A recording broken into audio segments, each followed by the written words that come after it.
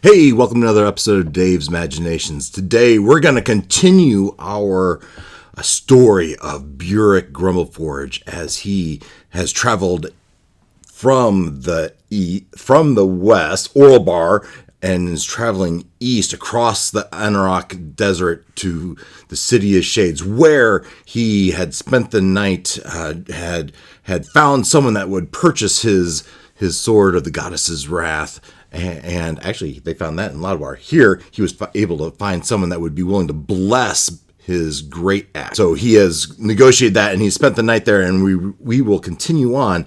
From there, it is the morning after he had given up his precious body, uncomfortable.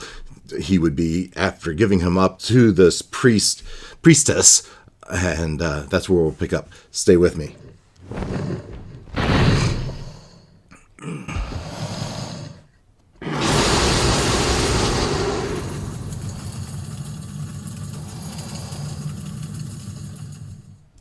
Yeah, so here we are. Burrek has spent the night at the City of Shades, and he's woken up in this morning, and he's very anxious. Yeah, he makes his way. He goes. I check my notes to see who this person was. Who is this person I gave my body to? As I look, and I really remember. It was Agmar Hillis, the cleric of Sylvanas. I give her quite a sum. It was 100 gold piece donation just for her to consider it. And there was a 500 gold piece donation fee for the blessing. It would be worth it to give Bonnie the extra oomph she deserves, the magic power to take on certain undead and unholy beasts. I'll be glad to have her. I make my way to the sword, and I go and I pick it up, and it's ready. And I strap it to my back. I said, well, my time here in the City of Shade is done. It's time to finish this trek to the east, where my fate waits me. And so, I think, as I go back to my notes, and I see if I can find where we're at. Yes. I leave the city. And I walk on and I wonder to myself if this desert ever has an ending.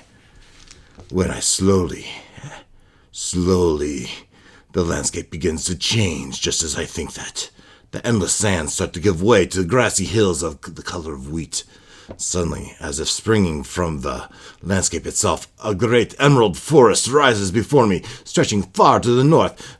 I enter the border forest, continuing east, and after 2 days' peaceful journey through its green depths, I emerge, seeing before me a river winding its way through the pristine landscape. The river winding through the pristine landscape towards a huge inland body of water. A locked sea, the Moon Sea, to be precise. I'd always known it was here, but nothing had prepared me for this grandeur. I walk forward, following the river Tesh, and traffic on the road picks up. I see numerous farms dotting the landscape. On the faces of these simple folk, I read lines of worry, of hardship and oppression, in stark contrast to the beauty of the land I travel through. After 3 days, I reach a town called Teshwave, where I spend the night and I replenish my supplies. And can't help notice that these people, despite the beauty and grandeur of the inland realm, they look harassed, exhausted, ill-treated. Over ale, I listen in on the whispered conversation. I hear names spoken in bitter tones. Manshun, Fazul, Samaman. Samaman? I'm allergic to Samaman. Just kidding. An old merchant enjoys my company so much that he buys me several drinks and gives me a thorough rundown of the geography of the area. Later on in my room, I go over this description in my head several times and cement the locations of geography in place. As I look at this map, the Tesh River, the Tesh Wave, Yuresh to the south, Zhentil Keep, my destination to the east. The Dragon Spire Mountains to the north, and the Moon Sea off to the east, beyond Zhentil's Keep. I cement those locations in my head. The next day dawns gray and gloomy, and as I depart to Teshwave, making my way towards the next city, the name of which I learnt the night before, Zhentil Keep. I think I knew the name. It takes me 3 more days to reach Zhentil Keep, and as I approach, I see the ruins dotting the landscape, dimly lit in the evening light. It appears this was once the scene of a major conflict. I even notice what appears to be the scorching of dragonfire. Long, dark gray streaks running the length of running buildings and roadways. Then suddenly the granite falls. Suddenly the granite walls of the Zhentil Keep rise before me. Banners flying and guards manning their battlements. Right from my first sight of Zhentil Keep, I see that this is not really a beautiful city, but rather built to withstand battle. There's a grim, imposing look to it. Dusk slowly turns to evening as I descend from the north down the long slopes to the fortified town. Just before dipping below the horizon, the sun emerges from between a gap in the clouds, spreading a warm golden light over the landscape. The broad river Tesh, like a vein of gold running through stone, winds its way towards the Moon Sea, some 15 miles to the east. I sense strongly that something awaits me within those tall, weathered walls, some quest or task. For better or worse, I stride up to the guards who man the gates, eyeing me warily. My adventure begins. 4 staunch-looking warriors guard the entrance to the city of Zhentil Keep. Welcome to Zhentil Keep, the lead one says. State your business. Just traveling through, I reply. Huh? He grunts, surveying me from head to toe.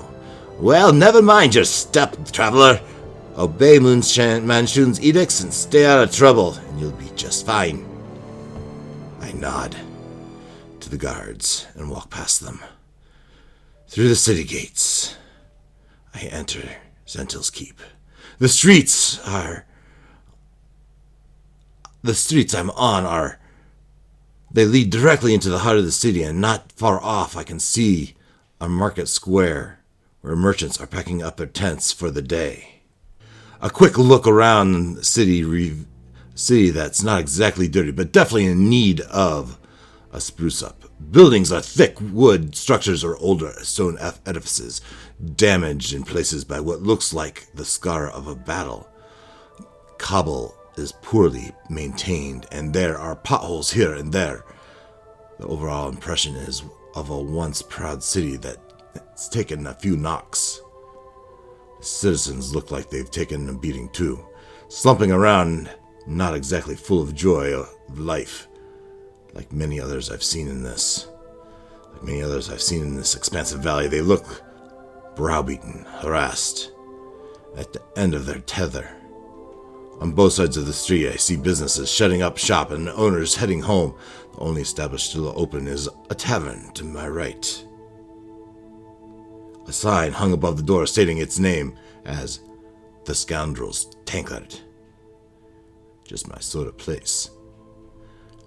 Further down the street, I see a man standing on a crate with a large crowd gathered around him. He appears to be delivering some kind of sermon, although it's hard to make out what he is saying. The noise of the carts clattering past me, I feel a tiny drop of rain on my back. I pull up my hood, and looking up to see a low gray cloud threatening of a downpour. Do I want to listen to this man's sermon? Or do I find my way into this tankard? A drink sounds good. Otherwise, it's late. I could find an inn. This man's speaking, and I want to hear more of what he has to say. Maybe there's a clue as to why these people are so oppressed. I walk over to the crowd.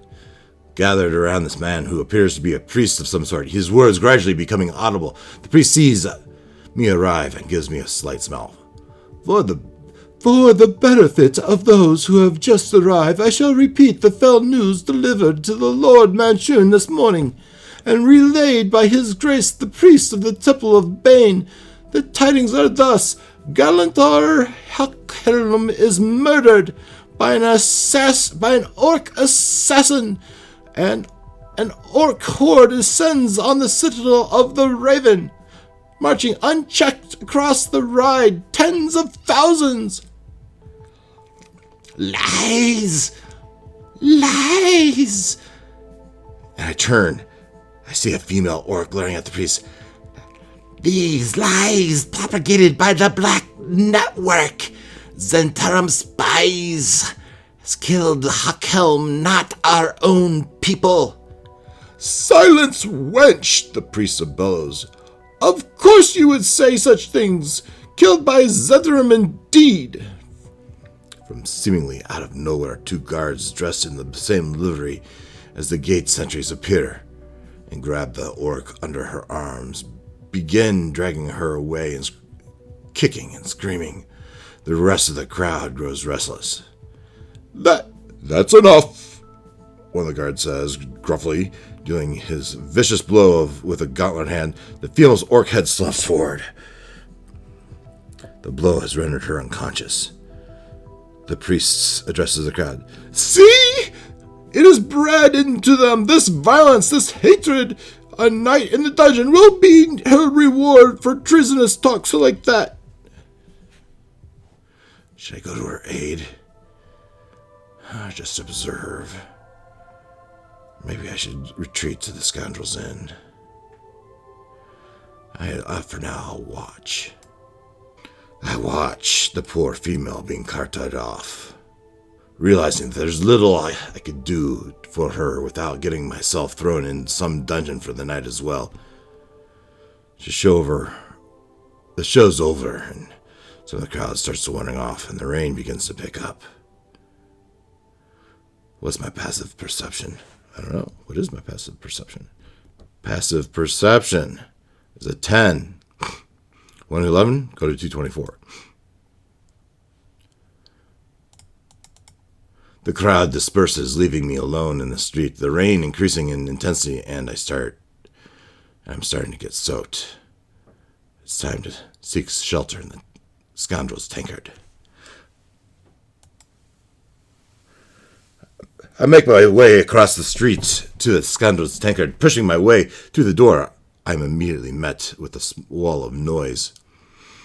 The place is packed. There is a reek of ale and sweat, and I shoulder my way in and towards the bar, raising a few grunts of protest. Place your token on the bottom of the map, then have a look at the numbered entries. So map 5, jumping over to Foundry, map 5. All right. I place my token at the bottom of the map, then have a look at the numbered entries on the map and choose where do I want to move my token. I look across the map and I look. There appears to be a dice game over there. I'm not here to play dice. The bar where a halfling is pouring drinks, that's probably where I want to go. Over on the east wall are various posters that look interesting. Maybe I'll get to that after I get a drink. Or I could just sit here and try to listen to some conversations. Let's start with a drink. A halfling tends bar, darting back and forth as he provides cider, ale, and hot pies to his customers. A halfling woman and his wife, perhaps, takes payment for the food and drink. I watch them for a while, marveling at this intricate dance that they perform effortlessly. A male half-orc, over 6 feet tall, approaches. "Barkeep!" he cries in a merry tone. "A pint of your finest black ale." The half-orc turns and looks at him contemptuously. Halfling turns and looks at him contemptuously. "You'll pipe down you'll pipe down and wait your turn, laddie, if ye know what's good for you." The half-orc is taken back by this, but doesn't protest. You hear him mumble. Oh, downright bloody rude, that is. My reverie is interrupted by a loud announcement. 10 minutes, friends, till the pit bouts. Get your drinks and move downstairs, and we shall have us a show. Still taking challenges for the third bout as well, against the mad dwarf Kromm Daggerfist. He takes all comers, 150 gold piece purse for that bout. After hearing this, a few punters drift towards the stairs, but everyone else goes back to their drinks. It appears there are no challengers right now. Do I order a drink and stand by to the bar? Or do I go try my luck against Kromm Daggerfist in a pit bout? Or return to the map entry and make a different choice? The road's been leery, and I haven't seen much action. I think I could use some exercise. Let's see what this Kromm Daggerfist is all about. I walk to the back of the tavern and descend a set of stairs. From below comes the stench of body odor, ale, and pipe smoke. I emerge in a dingy little room at the center of which is a hexagonal ring surrounded by ropes. I watch as a troll does battle with an ogre, neither of them giving an inch. The sounds of fists slapping against flesh fill the room to this raucous cheers of the crowd who are loving every moment of this bloodfast. Finally, the ogre gets the better of the troll, beating him to the floor with a succession of vicious punches. Someone rings a gong, and the referee enters the ring with waving arms. Our victor, Scrutor the Far, the referee yells, lifting the arm of the ogre about a foot in the air with great difficulty. Now our last competitor, who still has no opponent, Kromm Daggerfist. Any potential challengers should know this is not a fight to the death. You're not risking your life here. Kromm will reduce you to a bloody pulp, certainly, but he won't kill you. Now, no, we'll leave that honor to the Black Network. There's a roar of laughter at this comment. There's a roar of laughter at this comment, and a bottle goes flying through the air. Through the ear? I think he means air. Missing the announcer's head by a hair's breadth. Hey, you settle down there, you lot! He shouts half-heartedly, then takes a swig of ale from a tankard that someone has passed past him. A dwarf slides in under the ropes, stands and begins immediately pacing back and forth, leering at the crowd menacingly, a mixture of cheering and booing greeting his arrival. He has a shock of bright red hair and wears a belt lined with throwing daggers, as well as one long menacing looking blade, a couple of fingers smaller than the short sword. The dwarf starts berating the punters, most of whom are quite drunk.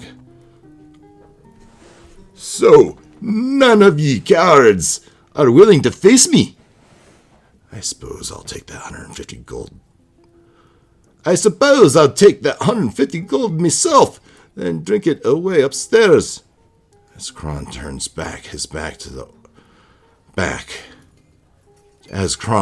back to me, he turns his back to me in order to abuse the other half of the room. I step forward and make a signal to the referee, who nods at me and motions to me to enter the ring. It's on. Find map 2. Very nice. Let's see here. The dwarven warrior looks me up and down and laughs.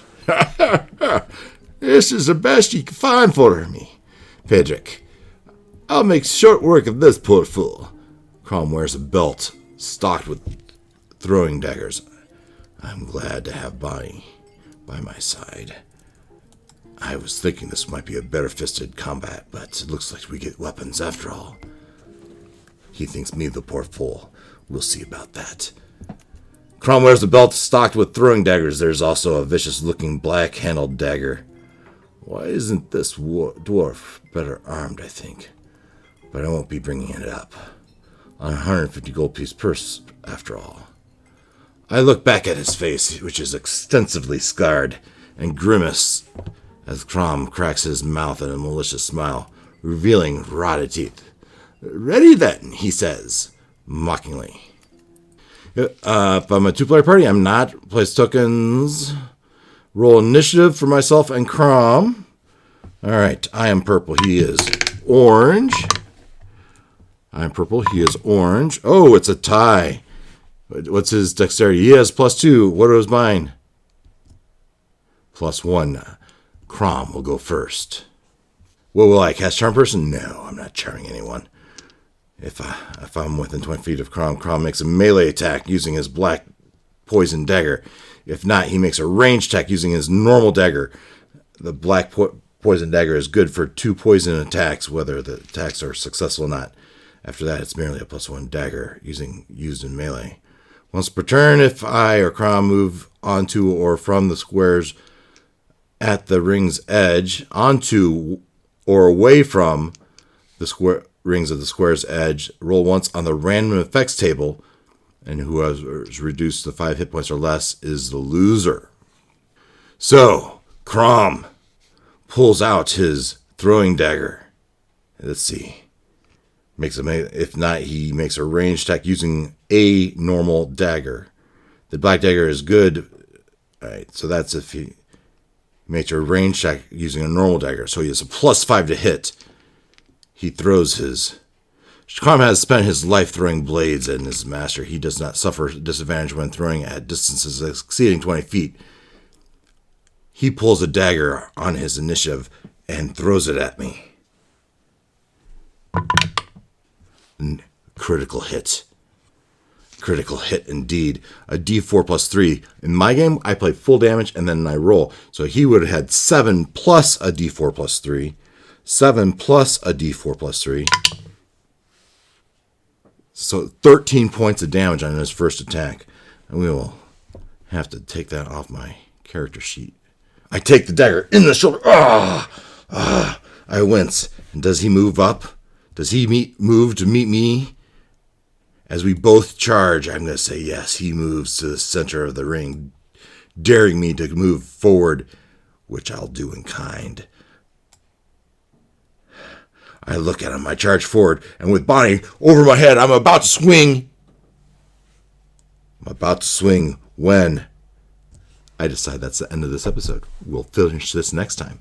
So, Burrek has made it to Zhentil Keep. He's found himself in the Scoundrel's Tavern. Scoundrel's Tankard. And in a pit match, battling some other dwarf who's an expert in throwing daggers. Burrek has rushed forward with Bonnie over his hand, about to give him a pummeling, and we'll see how it ends next time on Dave's Imaginations presents Tyrant of Zhentil Keep. I hope you're enjoying this as much as I am.